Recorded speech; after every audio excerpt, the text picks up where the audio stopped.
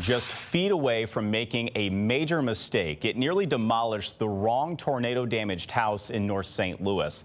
The homeowner says she had quite a surprise on Sunday morning. Without her permission or knowledge, a demolition crew was scheduled on her home for today. And our John Kipper reports not only did they have the wrong address, the address didn't exist at all.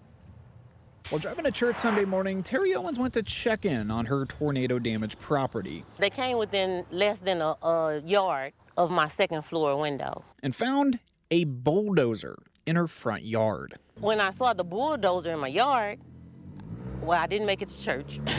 She spent much of the rest of the day trying to figure out what was happening and then to stop it. She says the wrecking company initially told her there wasn't much they could do on Sunday, so she made phone calls, and eventually State Representative Kimberly Ann Collins helped out.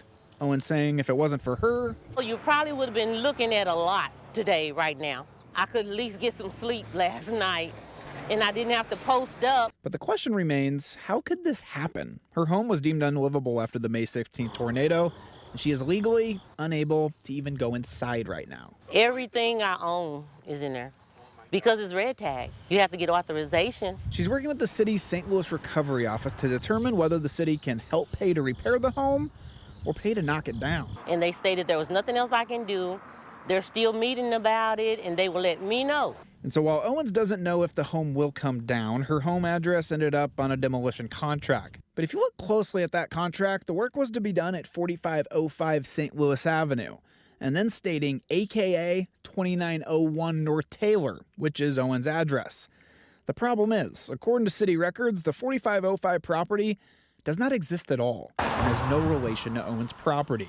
Arnice Little, a representative for ZNL Wrecking, tells First Alert 4 it was a complete oversight.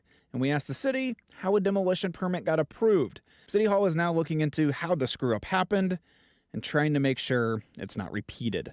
From this point on, they should at least make sure that they have the right property. So yes, in a sense, whoever approved that is responsible. Now, Owens says she wanted to tell the story to warn others in similar situations that this could happen to them, and adds that she wants a better notification system for folks whose homes are about to be demolished. Reporting in the city, John Kipper, First Alert 4. And ZNL Wrecking tells First Alert 4 they are working to right the wrong. They say they will repair and replace what was damaged in the next couple of weeks.